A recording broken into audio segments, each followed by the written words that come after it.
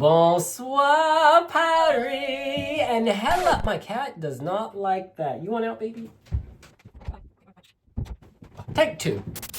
Bonsoir, Paris, and hello, Stade de France. Hello, Eurovision fans.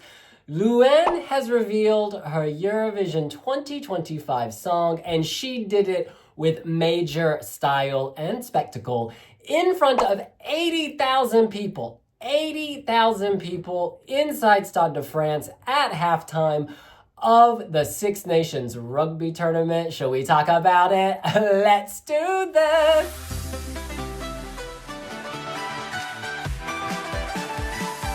You guys, this was unbelievable. I was so excited to attend the rugby, not for the sport per se, but for what was going down at halftime.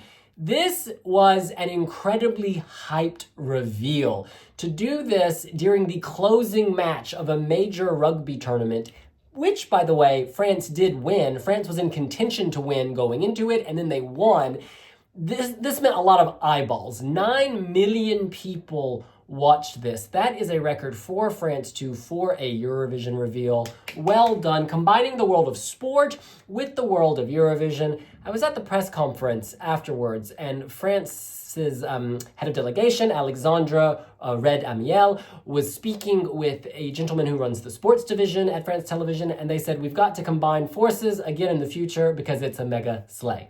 In any case, we are going to watch the song and react. I actually saw it inside the stadium, so this is not my first viewing, but it is my first viewing with the television, with how the viewer would have seen it. Oh, and by the way, the song is about how Louane lost her mother at a young age. She's singing to her mother, updating her on her life. It's really beautiful. The lyrics go like this. There are no more one-night stands. There are no more beds. In the end, you see, I've built my life, and the emptiness is vast. The questions, too. How are you? Do you see everything here? I've changed a lot. I've grown up a lot. From you, I kept everything that makes me who I am. I'm better. I know where I'm going. I stopped counting the years. And if I wanted to stop time, now, it's me she calls Mum. Mum, Mum, Mum.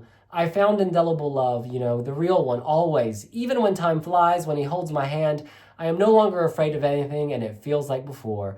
When you used to hold my hand, I'm better. I know where I'm going. I stopped counting the years, and if I wanted to stop time, now, it's me she calls Mum. Woo! She sings to her mother, and now she is a mother. Maman is mamamming.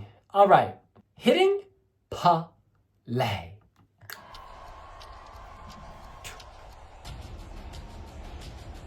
A reference to sport, a marching band, getting the crowd in the mood for something big. An orchestra, giving sophistication. I like that they're all in black. There's a darkness, and above it, the light. Woo. You'll notice that the women on the snares, it's all women on the snares, and then the men are separate. Oh. Beautiful. She is exposed, emotionally naked, and 12 meters in the air. Beautiful dress. It's a letter. It's a love letter to her mother and her life. That's nice.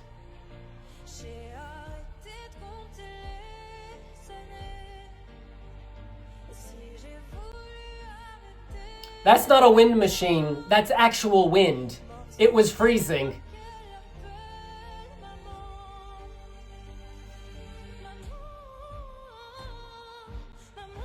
Show us that vocal flourish.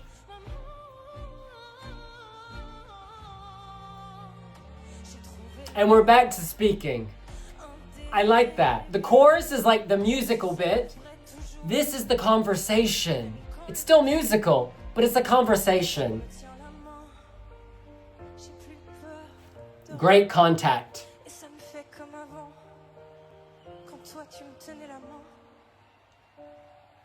Ho, ho, ho, ho! Why not set the platform on fire with sparks?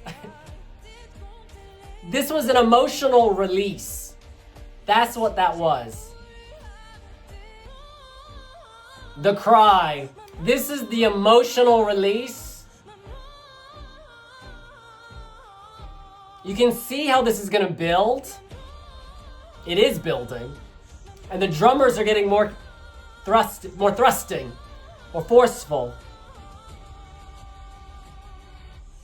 Blowing it up again.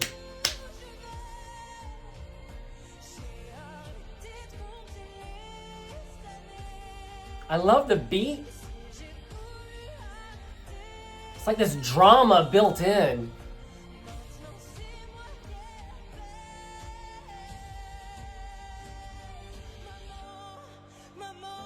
Reaching out.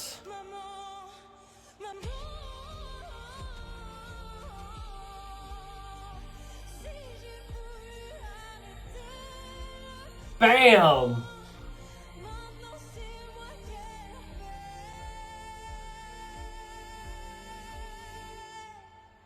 Oh, very, very sweet. The child's voice, perhaps her own daughter. I did not confirm. Wow. Listen, this is a multi-layered PR strategy, okay? Let's break it down. When you're revealing your song, it's not just about pleasing the international Eurovision fandom. In fact, that's probably an afterthought. Domestic shows are for a domestic audience. Melodifestivalen in Sweden, that is for a Swedish audience. It's catering to local taste. It's in the Swedish language. Yes, it's great it has international fans, but that's a Swedish TV show for people in Sweden. This was a reveal of the French song for people in France, and indeed for the artist. Louane said very clearly after the show last night at the press conference that the stage show in Eurovision will be completely different concept. They start anew. They know what they're doing, but they won't be doing this. The purpose of this, it was manifold. One, they wanted to get on the radar of French people, right? They want to build support domestically. They want to reach new audiences. What better way to reach new audiences than to display your song in halftime of a major sporting final, which we talked about earlier. You know, France was poised to win this thing. Rugby's very popular, 9 million people watching, etc., etc. Mission accomplished. I posted on Twitter before the show and on Instagram as a joke. I said, look how long the line is for Louane. Obviously, the bulk of those people, the majority, la majorité, were there to see the rugby. They may not even know who Louane is. They were there for the sport. And then they got to see this singer. Now, that is very brave. That is very brave of Louane. You know, the Eurovision audience, the musical audience, her fan base, she knows what to expect. But going into a rugby audience, this was like entering the jungle. You have no clue what to expect. And that takes, I was going to say balls, that takes such bravery, that takes such courage. And this was the ultimate test. Add on top of that, she was on a 12-meter dangling platform. It was windy. It was cold. Here's a photo of me freezing. It was windy. It was cold. And she still delivered that in those conditions. This is the ultimate test. She joked at the press conference afterwards. She kept saying, well, I didn't die. Well, I don't have vertigo. Well, I survived. And yes, there's humor there, but there's also truth. She mentioned in the press conference how, you know, she started practicing on a 6-meter platform, then an 8-meter platform indoors. And then eventually this week she was 12 meters and in the air. And one of her friends told her, you know, you finished an early rehearsal with your eyes closed, kind of clutching your dress, you know, fear. But she conquered that fear. So this is like such a brilliant warm-up for the actual Eurovision. If you can do this, you can do anything. So yes, getting the word out in France, giving the artist a challenge which she's met, overcoming all these fears. Now she can go to Eurovision and slay. My reservation would be about this, that this song isn't necessarily made for that setting, you know? I think Twin Mustache or An upbeat song would be perfect for a rugby match. My God, can you imagine if Jesse Matador had revealed Ale, Ola, Ole at this event? That would have been the perfect synergy. But like, it's a tough ask to say, present a beautiful emotional ballad in which you reference your deceased mother in front of 80,000 rugby fans. So there's a slight mismatch there. And I think that some of the negativity online maybe reflects that. Like, a lot of people were underwhelmed. There was a funny tweet where someone said only Eurovision fans would see a woman delivering a vocal masterclass on a 12-meter high platform in front of 80,000 people and say they were underwhelmed. But I think that's just because of the mismatch between sport and balladry. When you listen to the studio version, I think it makes a lot more sense and you really get into it. But because this was in a big rugby match and you could hear the murmur of the audience, these rugby fans, I think that's maybe colored people's perceptions, or people are having a hard time sort of packaging it all together, thinking of it as cohesive. And I totally get that. I totally understand that.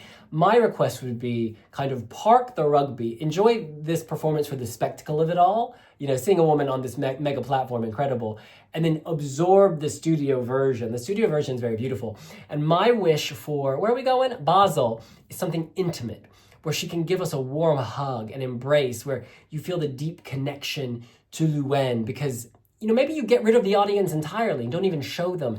And we're just lost in her world, her dream, her memories, her recollections of her mother, maybe her current life with her daughter, just getting lost in her world. Whereas at the rugby, obviously, you're lost in the rugby spectacle, partly. But no, this achieved the goal. Build hype, build buzz, expose the artist. What a fantastic partnership. What a fantastic partnership. Can you imagine your country debuting your song in such a massive venue? It's just incredible. Also, let me tell you, I love a French press release. They are dramatic and they put poetry into everything. This is what they say about the song. In simple but deeply moving words, Louane recounts the journey of a lifetime, that of a child who became a woman, of a daughter who became a mother. Maman is a timeless declaration of love, a suspended dialogue between past and present, between absence and transmission. The soft, airy melody gives way to raw emotion, carried by Louane's unique voice, somewhere between fragility and strength. The song is in the tradition of the great ballads whose sincerity unites the audience. And Alexandra Red Amiel, the director of entertainment and games at France Télévisions, and also the head of the French Eurovision delegation, she said, Maman, a song that touches the heart, revealed in a magical place between heaven and earth, the Stade de France, timeless, it stands the test of time. With Maman, Louane gives us much more than a powerful, inspiring song. She reveals a part of herself, without artifice, without superfluousness. It's a hymn, a declaration of love to life, to the passing of time, and to the most universal and powerful figure in the world, a mother. I would give that press release 12 points, honestly. Now, these are the most voted for comments on the Weeblyblog's website. Eurovision fan says, the song is pretty but not impactful enough for the win. Maybe I'm wrong. I think Finland will win Eurovision 2025. Max Spencer says, between the thrilling vocals and the ever-present suspense of will she descend safely, this was more than a concert. It was an experience of quality, but also my heartfelt plea for the next performance to include a parachute just in case. Nice. Not as great as I had hoped, but nice.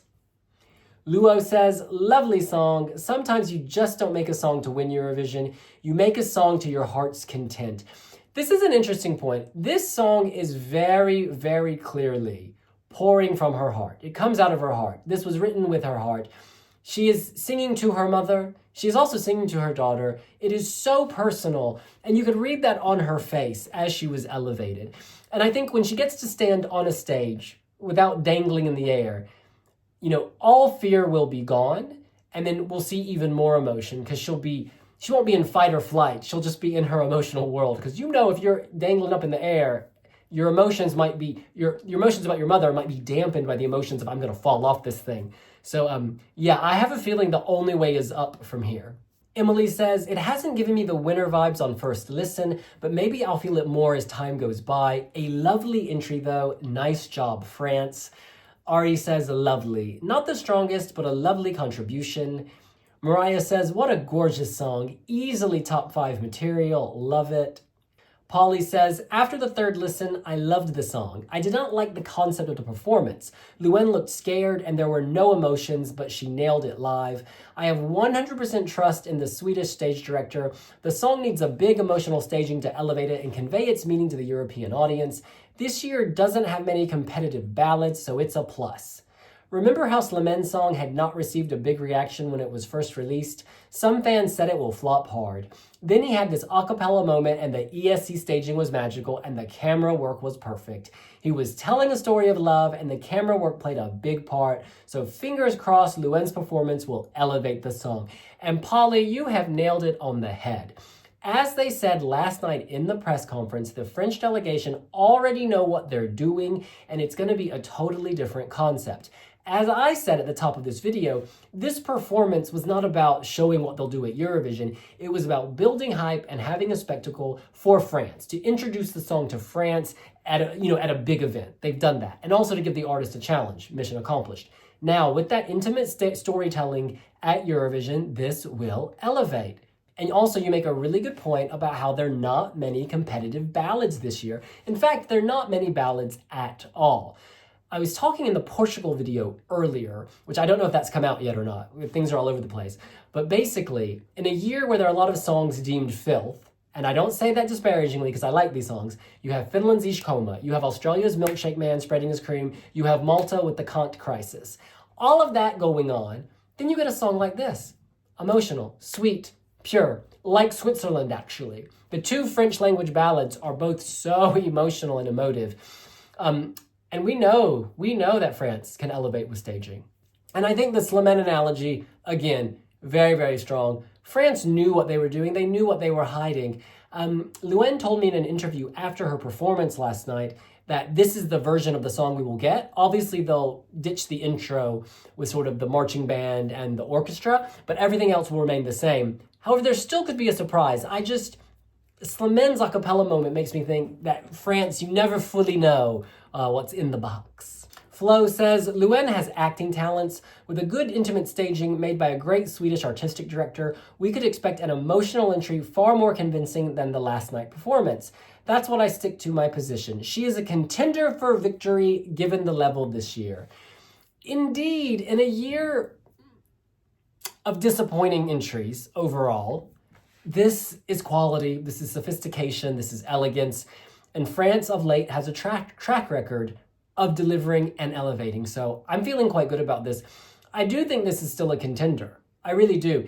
There are so many wacky, crazy songs, and I would include Austria in that actually. Austria is in its own universe, it's quirky. That final techno moment, that is very quirky. Throw that in with the Estonias, with the Finlands, with the Maltas, with the Australias. It's very quirky, and I think they might cannibalize each other. Kind of like the female upbeat entries in the competition in Belgrade in 2008. They were poaching each other, and then a song that wasn't among them came to the top.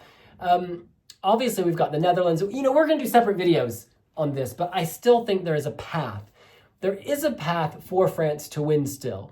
It's not a guarantee, but it is still a possibility, particularly because jurors are going to be like, what the hell can I vote for this year?